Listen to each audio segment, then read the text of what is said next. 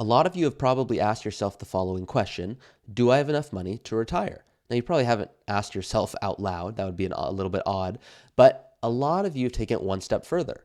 Do I have enough money to retire early? And I want to get really to the base of this enough. How much is enough? And that's what I'm so excited to go through today. Because a lot of you are going, hey, I've saved and invested well, but I don't know what is enough and how do I think through that? And it's very common for a lot of you that reach out to me, you move the goalposts back. Once I have $2 million, I'm going to retire. No, just one more bonus. No, I'll just wait one more year, 3 more years go by. And now you don't have your same level of energy and your health. And now you're going, hey, why didn't I retire early? And I can tell you, for most of you, it's because you're going, I'm going to need this money for 40 plus years. I want to make sure I don't run out. And that's like base case. That's like level one. Yeah, I do not want my clients to run out of money. That's obvious. I also want to make sure you don't leave anything on the table. And most of you are, and that's not a bad thing, but I want to make sure that by the end of this episode in 15 minutes, you have clarity. And I'm not in any business of rosy pictures. You guys know this.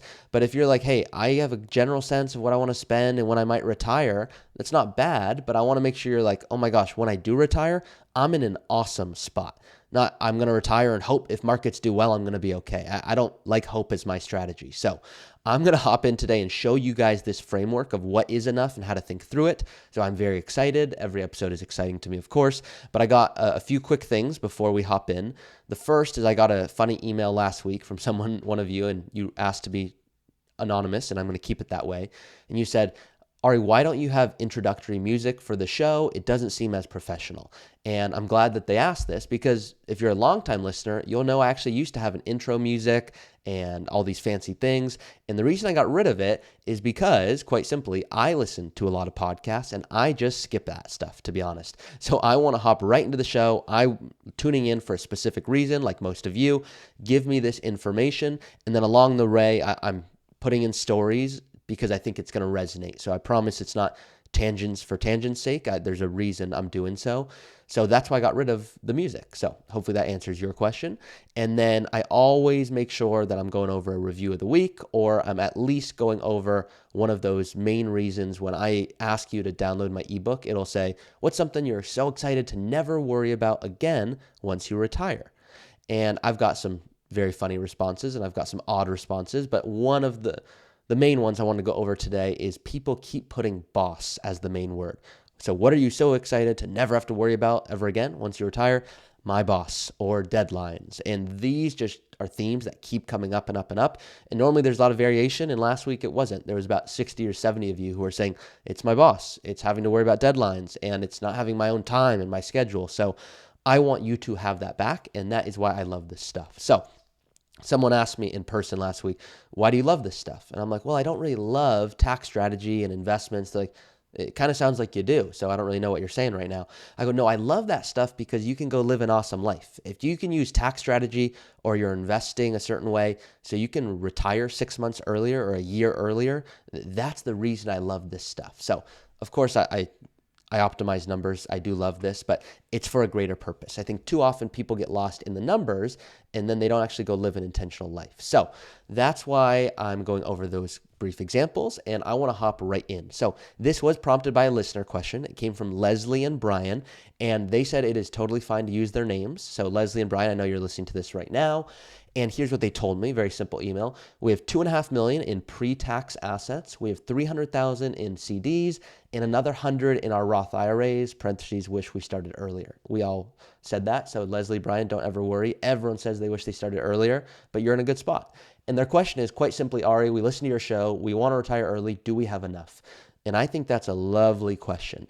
And I will sometimes hear everything that person just said. 2.5 million pre-tax, so that's like 401ks and IRAs, 300,000 in a CD. We don't know if those CDs are in an IRA. It's unlikely based off the way they frame this question, but you can put a CD in an IRA, so FYI there.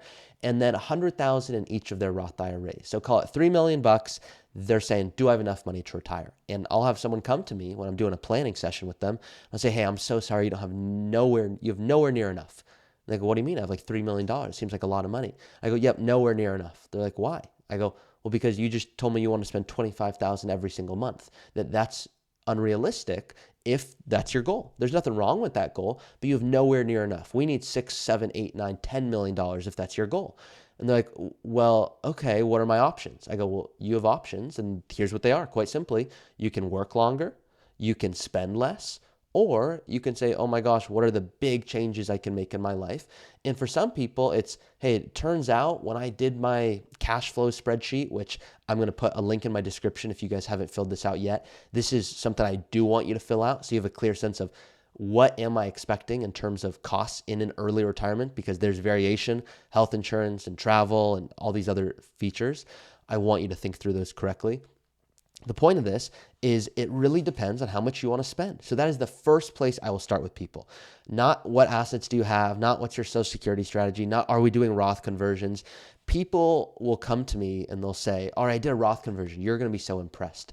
And more often than not, I'm upset. And the reason I'm upset is because I wish they did nothing at all. It's actually biting them in the butt. I wish they did nothing at all. Not because Roth conversions are bad, but like anything, it just depends on your situation. If we have big RMDs, required minimum distributions, that are going to occur in the future, Roth conversions can be awesome. Sometimes they're not so awesome. And I want to make sure that you are spending what you want to spend and not just implementing fancy tactics because a neighbor told you to, or a friend, or you just feel like you're getting ahead by doing so. So the first place I'll start, if someone says, do I have enough? I'll say, how much do you want to spend that would make you feel you're living your dream retirement? They're like, I don't know. I go, yeah, of course, how could you know? But let's start. Let's get 80, 90% of the way there. Don't let that analysis paralysis stop you, because it stops a lot of people. It's like, I don't know what I'm going to spend exactly, so let's just say 8,000 a month or 10,000 a month and move on. I don't really want you to move on. I actually want you to go, okay, let me get a clear sense of what are the basics. And for most people that come to me, 6,000 to 8,000 a month, that's like your core expenses. And for some, that's including a mortgage. For many, it's excluding a mortgage. It's, hey, 8,000 a month, that's bills, groceries, gas, car expenses. That's like normal stuff, 6,000 to 8,000 a month. Then they're saying we still want to travel tremendously because we haven't got to the degree that we'd love. For some of you, it's slow travel. For some of you, it's the opposite. It's like, I want to do long travel, 6-9 months in a lot of places. So whatever travel looks like to you, let's assume it's $20,000 a year. I say, great. So if we take a hypothetical here, let's assume you want to spend $8,000 a month. That's your core expenses. That's $96,000 a year. Let's say 100 to make it easy. So $100,000 a year is what this couple hypothetically wants to spend just so they can get by, if you will. Now, I know that sounds bad, but $100,000, those are their core expenses, okay? That's just the majority of people who come to me. It's not good. It's not bad. That's the reality. Now, they want to spend $20,000 a year in this hypothetical for the next 20 years on fun vacation. Awesome. Let's factor that in addition. So now 100,000 base plus 20,000 every single year for 20 years of travel. That's $120,000 a year. And I'll ask them and I'll pause. I'll say, I'm giving you a blank check. And that blank check is here's 120,000 every year. Do you feel that would really allow you to do everything you want to do? And some people say, you know what? I ran some numbers. We'd end up saving it. Like, that's the reality. We just couldn't spend that if we tried. And others are saying, Ari, I want to do all of those things you just said, and if I could do it on a first-class ticket, that is a dream of mine. I say, great, let's factor it in. I'm in no business of rosy pictures. I want to make sure you can spend what you want to spend. So we'll take it a step further and go, wait a second, if I retire early, what about health insurance? Is that going to be covered? Are we going to have subsidies to help out with that? Or, and if you haven't heard my previous episode on this, I invite you to go check it out. Not maybe right now, but after this episode. And I think I titled it, I have $2 million. Should I do Roth conversions or healthcare subsidies? And the point is, once you retire early, you have an awesome opportunity. You can say, should I try to keep my income really low? And the benefit of doing so is your income is low for many years. And you can go, this is awesome. I pay taxes at such a high rate for many years. Now I have a low tax bracket because maybe I'm 60 and I don't have any more income. Or you can say, can I be strategic during these years between 60 and Social Security and RMDs beginning, where now you're going to be able to be amazing in terms of going, let's be smart here. Maybe I should fill up these low brackets, like the 12% bracket or maybe the 22% bracket, because if I don't do anything at all, my RMDs, those required distributions, which are only applied to your pre-tax assets like your 401ks and IRAs, they might kill you in the future where you're going to be paying 30, 40% plus taxes. So my Roth conversion analogy, which many of you know by now, is that cauliflower idea of, can you please eat a little bit of vegetables, eat a little bit of cauliflower today, so in the future, your whole plate isn't cauliflower, which happens to a lot of people. So I have a whole episode dedicated to trying to compare, should I do Roth conversions, which increases your income, or should you try to keep your income really low for healthcare subsidy purposes so that you're getting tax credits? So that's a separate episode. But if we're coming back to this hypothetical here, and this hypothetical, by the way, Leslie and Brian, I know this isn't exactly what you want to spend, but this is for a large majority what my clients are spending. So that's where I'm coming up with these numbers. So 100,000 basic living expenses, another 20,000 a year on travel. Now, if you're going to retire at 60, I'm saying that's awesome. Now, I don't know when Leslie and Brian want to retire, but at 60, you can pull from those pre-tax assets and there won't be any concern. But, and what I mean concern, I mean, it's not going to pay you any, there's no penalties. You're above 59 and a half, so you can take those assets as you see fit. However, if you want to use CD proceeds and those CD proceeds are not in an IRA, that can keep your income really low because you're just saying, let's live off of this, let's call it $300,000 of CDs, and that's going to keep your income really low, allowing you to do other tax planning techniques. So that can be an awesome feature. Now, if you're coming to me, Leslie and Brian, you're like, all right, we're 57. I'm going, ooh, this makes it a little more difficult. We're going to need to make sure this CD can last until we got to tap into these other accounts. Now, Leslie and Brian did not mention Social Security. They did not mention a pension. They did not mention rental income. So all of these features need to be added on top of this. But real quick, let's go to their question and address it directly. Do we have enough to retire? That was what they asked me. And I will tell them, yes, if they want to spend $100,000 on basic living expenses plus $20,000 every year on travel for 20 years. And the reason I will say yes, I'll say yes, comma, assuming you do the right things along the way. And that's why this work has so much nuance if you want to retire early, because if you look at a standard withdrawal rate, I mean, if you've ever heard of the 4% rule, what it is it's saying if you have $1 million and you take 4% out of your portfolio, you can be rest assured you will not run out of money for 30 plus years. Now you're going, okay, that sounds good, but guys, this is based on that traditional retirement. That's not most of you. Most of you, it's, hey, I don't want to retire at 65 and pass away at 95. It's, if I can retire at 55 or 60, that's a whole lot more attractive to me. So this 4% rule really isn't applicable to you guys. It's based for 30 years. It doesn't assume you invest in a diversified strategy. So I don't love it, but let's just use it as a starting spot. So if we're taking 4% and saying, okay, what's 4% of $3 million? That's $120,000 a year. So if you were to take out $120,000 every single year for 30 years, the 4% rule would say, you know what, this couple could do it. $100,000 basic living expenses, $20,000 for travel. But this is excluding health insurance. It's excluding maybe additional gifting to children. It's excluding legacy planning. So it's excluding a lot. So this is why, once again, go download my cash flow planner. I have a video walking you through exactly how to think through your expenses, which most people, by the way, don't think through their expenses because they're just like, I want to get a great return, tax strategy, estate planning. That's all awesome stuff. But the reality is your expenses are one of the biggest, if not the biggest variable that is in your control that I want to make sure we are looking at wisely. Now, let me be crystal clear. I do not want you to go, all right, I think we could do it on $8,000 a month or $6,000 a month. I don't want you to do it on $6,000 or $8,000 a month. I want you to really dream big and go, your dream retirement, how much would you really spend? If you could, I'm giving you a blank check. What would you put there? And if you're like, I really would love to spend $15,000 a month. That's $180,000 a year. I say, awesome. I want you to be able to do that. And if you work one more year, this is possible. Or if you work 2 more years, this is possible. But too often people just don't plan effectively. And then they retire and go, hey, I think I'm in a good spot, but I'm just not sure. And if markets go down, what do I do? And I want you to think about this differently because this couple, once again, Leslie and Brian, you said, Ari, how much is enough? I will tell you it's really tough, but once you retire, you are now your own employer. What I mean by that is when markets are doing well, I need to give yourselves a bonus. I need you to say, you know what? We are going to give ourselves a bonus and we're going to take an extra trip this year because markets did well. In other years, I need you to say, you know what? We're going to temporarily cut back on some of the big expenses. Not saying we spend $120 a year, $120,000. Now we're going to spend $80,000. I'm saying instead of $120,000 a year, can we now spend $105,000 or $110,000? Can we temporarily cut this by a little bit so that you can see what that could do for you long term? The less you have to withdraw when markets are coming down, it can create hundreds of thousands of dollars of more assets over your lifetime, and that's not unrealistic. So how much is enough? I'll tell you, Brian and Leslie, I'll ask, do you have a pension? And if you don't have a pension, perfectly fine. But for those that do have a pension, your investment strategy needs to be very different. I was going to say super different, but very is probably the best word here to be professional. The reality is you need to be very different. And here's how different. Let's assume you want to spend $120,000 a year.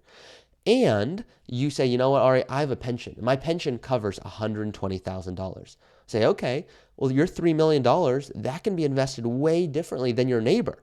And if your neighbor has no pension, he needs this investment portfolio to be able to create income for him. So he can't be subject to as much volatility. But if your pension covers everything you need, I'm not saying it's not fun when markets go down. I'm not saying that at all.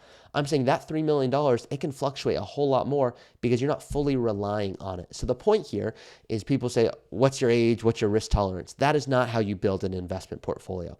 What you do instead is you say, how much income do you need? And you go, well, maybe $10,000 a month or $12,000 a month. I say, okay, let's use that as a starting spot to determine what amount we should have in fixed income and what amount should be in what I call the war chest. Super safe assets, cash, CD, money market instruments, inflation protected securities. Going back to your question of how much is enough, it totally depends on how much you want to spend and what would create a fulfilling retirement. And if Brian, Leslie, you're listening to this episode going, you know what, we think that we really need $200,000 a year to be able to retire confidently, I'd say that's totally fine. Maybe working 1 or 2 more years so that you do have enough to do so. In other instances, if you're like, no, we ran the numbers and $120,000 a year, super realistic for us. I think that we could retire early with confidence. I'll say, well, let's not use that 4% rule I talked about before because it's really not applicable to an early retirement and it doesn't account for taxes. So what I mean by that is if you have $1 million and you want to take 4% out, that's $40,000. But wait a second. We really might need to take out 50 or 55,000 to end up with 40,000 in your pocket after taxes. So we always have to go, we need to be factoring in taxes and inflation into all of this, or we're just not planning effectively. So there's a new study that was done, and this was done by someone named John Guyton. It's called the guardrails approach, which says if you invest well, you think about tax implications, you think about inflation, and you withdraw from accounts in a certain order. So pre-tax, CDs, Roth IRAs, brokerage, just being more intentional throughout this process, it's reasonable. You can withdraw between 5.2 to 5.6% of your portfolio and not run out of money for 40 years. That's a whole lot more applicable to most of you who want to retire early. So if we're going, okay, what's about 5% of, and I'm just using 5% to be conservative, 5% of $3 million here, I'm just doing that on my calculator, that's $150,000. So what this is saying is if this couple said, you know what, we want to spend $150,000 every single year for the rest of our lives, which is unrealistic. Most of you are going to spend a whole lot more in the first few years. Why? You have your time, you have your energy, you have your health. I want you to go do it. Then maybe you spend a little bit less between 75 to 85 ages, and then maybe it shoots back up at the end where you're like, hey, I don't want to die with $5 million or $10 million. I want to leave some assets to children, or I don't have children and I just want to go have these assets go to a charity. I say that's fine, but I'll tell my clients sometimes I need you to spend more because if you don't, you're on track to have too much money. And that's a real risk, by the way, when we look at this as well. So back to the example, $150,000 a year, their portfolio, if they invest well, can absolutely generate that. So Brian, Leslie, if you're listening to this going, hey, do we have enough? And you want to spend $120,000 or $150,000 a year, you can absolutely do so. Now, you have to be smart about it. You don't just pull from it every single year, regardless of what markets are doing. But you're saying, hey, am I on track? Absolutely. Now, if you said, you know what, we need to be happy and we need to spend $20,000 a month, $240,000 a year, I'd say we're probably not there yet. And the problem with that is we need to go, okay, that $20,000 a month, is that starting immediately? Is that shifting over time? How might your expenses change?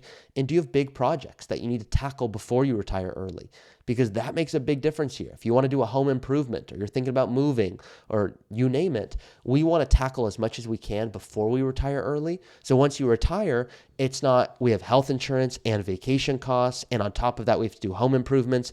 Ideally, we're taking care of a lot of that before you retire so that once you do, it's, hey, we can just spend on what we want to spend. Now, there are always going to be home improvements and little things you want to shift. That I'm okay with. But I want to make sure you're thinking through this the right way. So with this all being said, I'm excluding Social Security here. I'm not saying Social Security won't be there. In fact, it probably will be there. because people have been saying it won't for so long and it's still there. What I'm saying is let's not plan on it. I don't want Social Security to be your retirement strategy. So for this couple, if they want to spend $120,000 a year, I'm telling you, Brian Leslie, you could spend up to $150,000 with your current assets if you invest well. That's excluding Social Security. So you're likely in a very good position if you have that $3 million to retire early. Now, I don't know if you're 55, I don't know if you're 57, I don't know if you're 62, and if you're actually able to pull from all of these accounts in certain ways, but this is a starting spot when someone says, do I have enough to retire? Now, if you're going, wait, I don't have $3 million, I have $1 million, can I retire? Do I have enough? Use the same logic here. Really use my cash flow planner or any planner. The one I designed is for an early retirement, so I think it's applicable for most of you.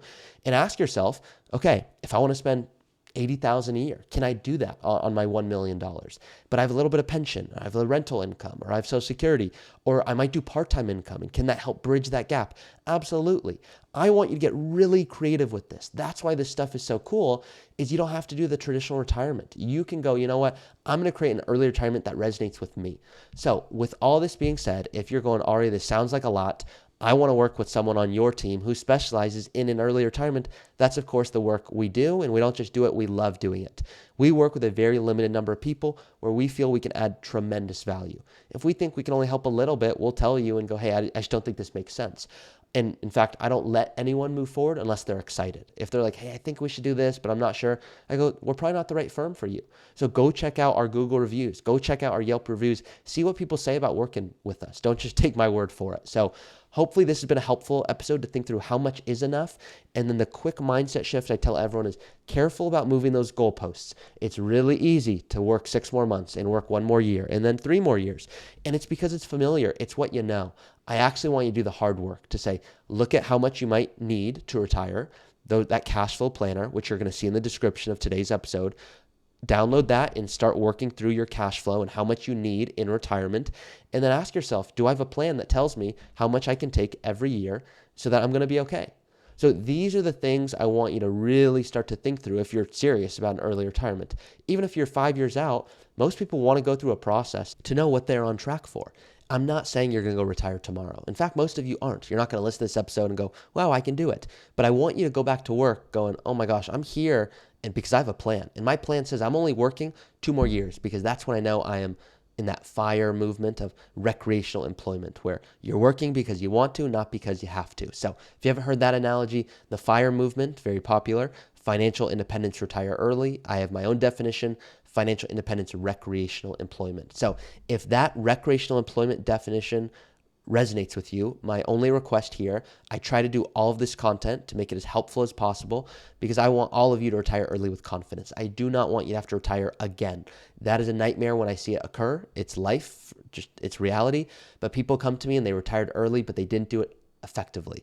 And I want you to be like, oh my gosh, I'm going to retire early and I'm in an awesome spot. I'm not second guess going out to eat or taking that trip or doing these fun things. I want you doing exactly what you want to do. So my kind request here, of course, I cannot work with all of you, even if I wanted to. If you don't mind leaving a review of what's resonated most with the podcast, you can do that on Apple and iTunes. If you can go to YouTube and leave that same review, so helpful. I want to help 1 million people retire early. That is my goal. So thank you for helping me accomplish that mission. Thanks, guys. Thank you for listening to another episode of the Early Retirement Show. If you have a question that you want answered in a future episode, you can always go to my website, earlyretirementpodcast.com. That's earlyretirementpodcast.com. And you can go ahead and submit a question that I'll look to answer in a future episode. Thank you all for listening. Please do rate it, review it, and share it with someone who you think would benefit from this information. If there's anyone out there that you know, I certainly appreciate it, and I will see you all each week. Hey guys, it's me again. Please be smart about this. Nothing in this podcast should be construed as financial, tax, or legal advice. Consult with your tax preparer or financial advisor before taking any action. This podcast is for informational purposes only.